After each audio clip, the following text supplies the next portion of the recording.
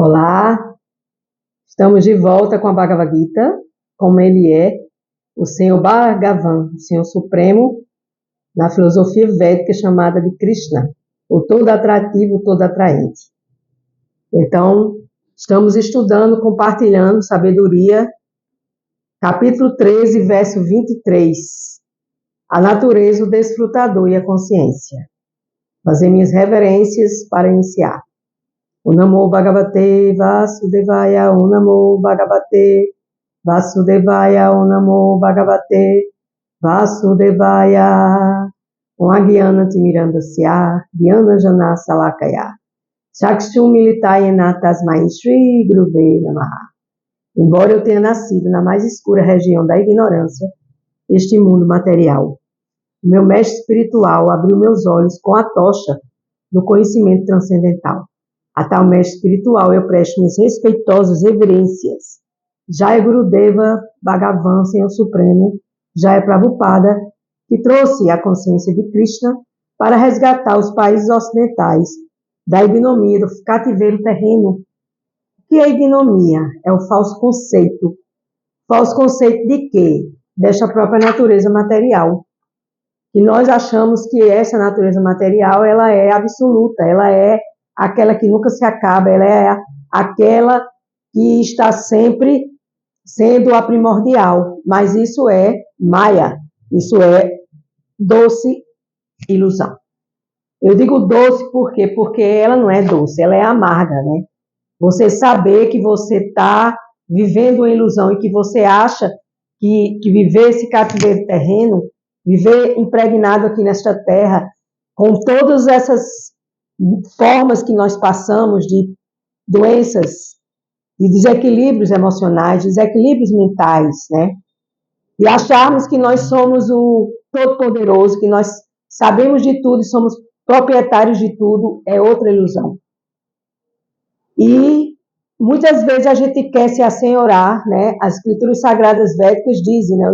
Os nossos mestres espirituais, os nossos gurus e mestres, eles dizem que nós almas, aqui no mundo material, nós queremos nos assenhorar da natureza material, né?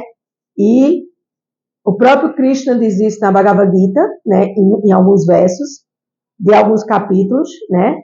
E essa natureza, o desfrutador e a consciência é para que a gente aprenda como é que essa natureza se desenvolve, como é que nós podemos desfrutar ou não, e quem é que desfruta realmente dessa natureza. E não somos nós que desfrutamos, nós somos apenas os passageiros temporários dessa natureza material. Por quê? Porque existe um fator.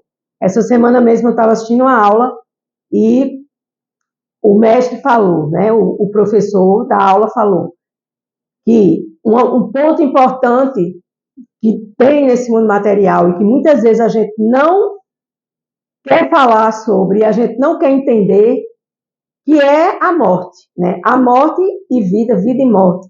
Renascimentos e mortes e renascimentos fazem parte desta vida que nascemos e da vida que vamos renascer em outros mundos e que voltamos a renascer neste mundo. Então, o budismo chama isso de roda do samsara, a roda dos nascimentos e renascimentos. Então, este professor devoto estava falando, né? Eu acredito que foi, né, que eu assisto aulas com devotos, eu assisto aula com mestres, eu assisto aula com professores que explicam a filosofia de forma mais dinâmica, né? E ele estava dizendo que a gente não fala sobre a morte. Por quê? Porque a gente tem medo de morrer. Mas a gente já morreu várias vezes, né? E tem até o mestre espiritual, Chandamukha Swami, que ele diz assim, brincando, uma morridinha de vez em quando não faz mal a ninguém. Por quê? Porque nós já morremos inúmeras vezes. Mas a gente se esquece, porque Deus é muito compassivo, ele tem uma extrema compaixão por nós e não vai fazer com que a gente venha aqui de novo para aprender e que a gente fique se lembrando daquilo que a gente fez em vidas passadas, em corpos passados, porque a alma é uma, ela vai mudando de roupa. Assim como eu estou com essa roupa e você está com sua roupa, nós nesse corpo temos essa roupa, e em outras vidas teremos outras roupas, em vidas passadas tivemos roupas passadas. E nesse processo, nós nos esquecemos e achamos que está tudo bem, e que nós somos os desfrutadores de tudo isso que Deus nos dá, nós somos os donos e possuidores, e isso é Yoga Maya. É a yoga da ilusão, a yoga que é a yoga do eu inferior, do corpo, das coisas materiais. Então, aqui neste capítulo, né, a gente está aprendendo sobre a natureza, o desfrutador e a consciência.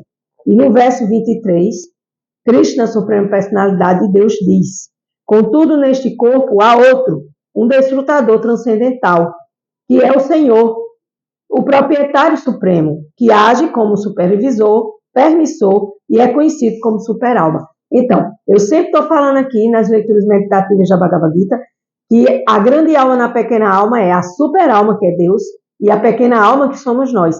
Então, essa superalma, ela é a testemunha, ela é o supervisor, ela é o permissor e o desfrutador.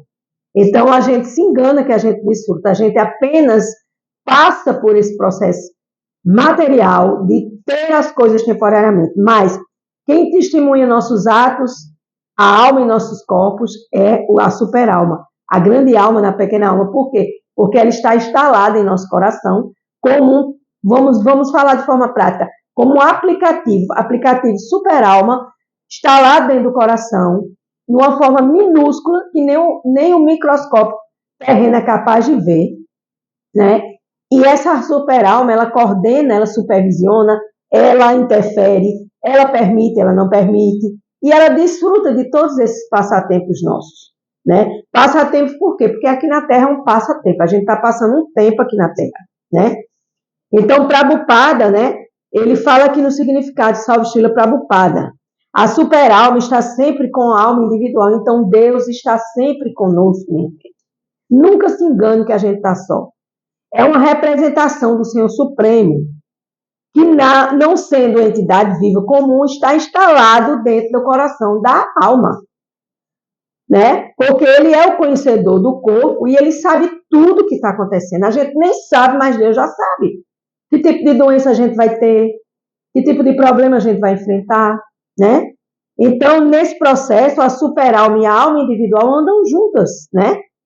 E o Senhor diz que em cada corpo ele está representado como Paranatma.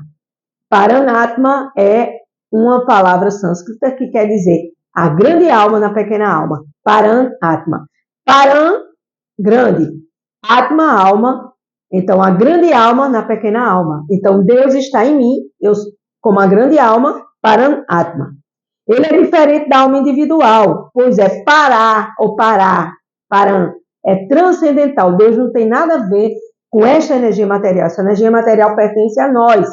Estamos aqui passando um tempo e nós vamos retornar em breve, né? Porque nós não vamos ficar aqui para sempre. A alma individual goza das atividades de um campo específico, que é o corpo, mas a superalma está presente não como desfrutador finito, ou como alguém que participa de atividades do corpo, mas como a testemunha, o supervisor, o permissor e o supremo desfrutador. Então, não se enganem, gente. Como eu fiz uma introdução aqui, testemunha, supervisor, permissor e desfrutador, nós não temos controle sobre absolutamente nada, nem sobre o nosso corpo. Porque ele diz, neste corpo há um desfrutador transcendental, que é a grande alma na pequena alma, que é o Senhor e é o proprietário supremo, que age como supervisor, permissor e conhecido como grande alma. Então, Deus é o controlador supremo de tudo, né? E nós somos Atma, a pequena alma. E Paranatma é Deus, a grande alma, né? Assim, o Senhor Supremo, como Paramatma, está presente internamente para sancionar o desejo da alma individual que busca o desfrute material. Então, às vezes a gente quer uma coisa, mas Deus não quer isso para nós. Não vai acontecer. Você pode morrer estando viva, de raiva, você pode ficar do jeito que você quiser ficar, mas se não tiver no seu merecimento, se não tiver dentro da permissão dessa testemunha, que testemunha seus atos, desse supervisor que supervisiona seus atos, desse permissor que permite ou não as coisas acontecerem, e do desfrute que é concedido por Deus para nós, aí sim as coisas irão funcionar ou não, né? Então, ele é um amigo. Quem? Deus, o Supremo, Krishna, é um amigo, né? O fato de que cada entidade vive eternamente, parte integrante do Senhor Supremo, e ambos os dois se relacionam de maneira íntima como amigos. Então, trate aqui agora de fazer de Deus o seu melhor amigo, porque Deus está instalado dentro de você, dentro do seu coração. E ele é, repetindo, a testemunha, supervisor, permissor e desfrutador da sua vida. Verso 24. Aquele que compreende esta filosofia, que trata da natureza material, da entidade viva que somos nós, e da interação dos modos qualitativos da natureza material, certamente alcançará a libertação. Ele não voltará a nascer aqui, não importa qual seja a sua posição atual. Então aqui está a chance para nós que estudamos a Bhagavad Gita, para que possamos entender que nós precisamos compreender essa filosofia que trata deste campo da natureza material, porque nós temos um campo de atividades, que já foi falado anteriormente em versos anteriores, e esse campo de atividades está inserido nesta natureza material.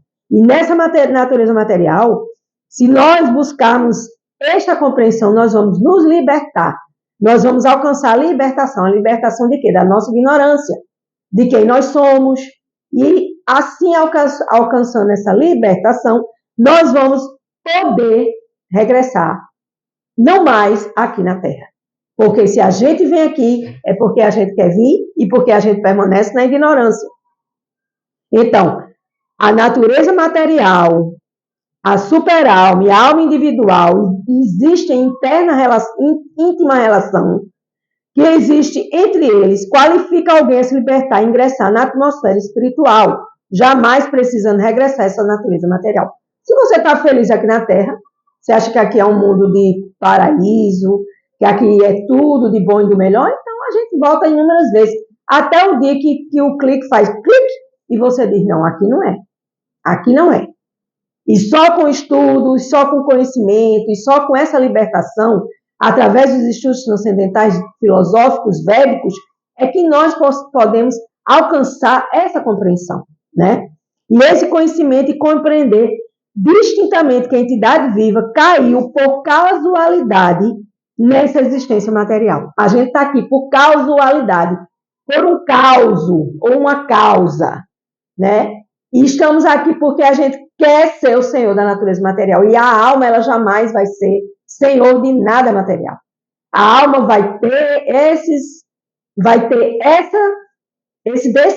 não é nem desfruto, porque o desfrutador é Deus, né? Já foi dito aqui no verso anterior. A gente vai viver temporariamente achando que é nosso e não é nosso. Nada é nosso. Não temos nada aqui na Terra, nem o corpo é nosso. O que nos pertence é a alma, e a alma nem pertence a nós, porque quem criou a alma não foi nós, foi Deus. Então, o que é que a gente tem, afinal? A gente tem que ter vontade de se libertar dessa natureza material para não mais regressar aqui, né? E através dessa consciência espiritual, ou a consciência de Deus, a consciência de Krishna, a gente compreende essas explicações e também sobre a Bhagavad Gita, que é dada pela própria personalidade de Deus, porque eu estou apenas lendo o significado de Srila Prabhupada, que é uma alma liberada, né, que se libertou desse ciclo de samsara, nascimentos e renascimentos, e que trouxe esse significado para clarear a nossa compreensão. Então, é certo que jamais voltará a essa existência material e ela será transferida para o mundo espiritual, onde terá uma vida eterna de bem-aventurança e plena de conhecimento. Aqui a gente nem tem aventurança, nem tem conhecimento, Satchitananda. A alma é eterna, isso é fato, mas aqui na Terra não vai existir bem-aventuranças eternas e a gente não tem conhecimento eterno, a não ser que a gente decida procurar por esse conhecimento e saia dessa ignorância material. E aí sim a gente vai alcançar essa libertação e essa liberação desse ciclo de samsara, desta yoga maya, de viver aqui, vivendo essas desventuras materiais. Verso 25. Alguns percebem a superalma dentro de si através da meditação, outros através do cultivo de conhecimento e outros através do trabalho sem desejos fruitivos. Então, aqui novamente a Suprema Personalidade de Deus está dizendo, percebam na meditação que Deus habita dentro de você. Agora, isso não é uma simples meditação. Isso é uma meditação que precisa de todos os dias, 7 dias na semana, 30 dias por mês e 12 meses por ano, todos os dias, sem falhar, se possível. Aí sim você vai limpando sua mente, o espelho da mente que está embaçado, vai clareando e você vai percebendo que Deus habita no seu coração. Através do conhecimento também você pode alcançar essa libertação e também através de você servir a Deus sem esperar nada em retorno. Que esse é o verdadeiro serviço devocional. Você faz e entrega para Deus e Deus é que sabe o resultado. O Senhor informa a Arjuna que quanto à busca da autorrealização, que é a realização da alma, pelas pessoas, as almas condicionadas que somos nós, podem dividir-se em duas classes. Então, duas classes para nós, almas condicionadas. Primeiro, aqueles que são ateus, sim, a gente sabe disso, que existem pessoas que não acreditam em Deus. Almas condicionadas que são agnósticas, que são céticas, que não cultivam a percepção espiritual. Mas há outro tipo de fiéis, que são aqueles que compreendem a vida espiritual e são chamados de devotos, de filósofos e trabalhadores que renunciaram aos resultados. Fazer e entregar a Deus. Você fazer, esperar de Deus, aí, meu filho, aí você, jamais esse resultado vai vir de livre e espontânea vontade. Porque a vontade não é minha, a vontade é do desfrutador, do supervisor, do controlador, vou ler de novo, da testemunha, do supervisor, do permissor e do desfrutador. Nós não somos nem temos nada, nós estamos aqui passando um tempo. Então, que você passe seu tempo melhor possível e sirva a Deus em serviço devocional e se torne um fiel que acredita em Deus, que trabalha para Deus, que pratica a filosofia espiritual, né? Aqueles que sempre tentam estabelecer a doutrina do monismo também estão incluídos entre ateus e agnósticos. Por quê? Porque Deus é um sendo vários e vários sendo um. Então a gente acha que Deus é apenas um e que Deus é apenas isso e ponto final. Isso é muita limitação. Isso chamam-se monistas, aquele que acredita que é uma coisa só. Mas Deus, ele é muitas expansões plenárias. E ele plenárias por quê? Porque ele vem em várias plenitudes. Ele vem exalando a sua potência de força, fama, poder, riqueza, conhecimento, renúncia, beleza. E ele faz do que ele quiser para nos mostrar a nós, almas condicionadas. Por que almas condicionadas? Porque essa palavra alma condicionada, porque nós estamos condicionados ao corpo, e o corpo está condicionado à matéria, e a matéria nos condiciona a não enxergar a nossa realidade, que é a realidade que nós somos alma. E a gente fica achando que é o corpo, e a gente perde tempo sofrendo, adoecendo, né? E nada acontecendo, e a gente não consegue evoluir, né? Então, quando se fala aqui, né, que nós devemos ter compreensão espiritual, nós devemos buscar o entendimento desse Paramatma, que é a grande alma. A gente deve entender que a super-alma está em todos, no coração de todos. Por isso que se diz assim, namastê, o meu Deus, saúde o seu Deus, namastê. Exatamente o que quer dizer essa expressão namastê. O meu Deus, saúde o seu Deus. E buscar entender essa divindade que é onipenetrante e que está dentro do coração. Por quê? Porque ela penetra dentro de nós e executa todas as atividades para que a gente fique vinculado a ele e não vinculado à matéria, né? Então, eu sei que às vezes fica um pouco complicado, que a gente às vezes não entende, mas nós estamos aqui estudando, nós estamos lendo, nós estamos compartilhando, né? E nós todos somos almas individuais e transcendentais. E a gente precisa compreender que acima da alma individual está Deus.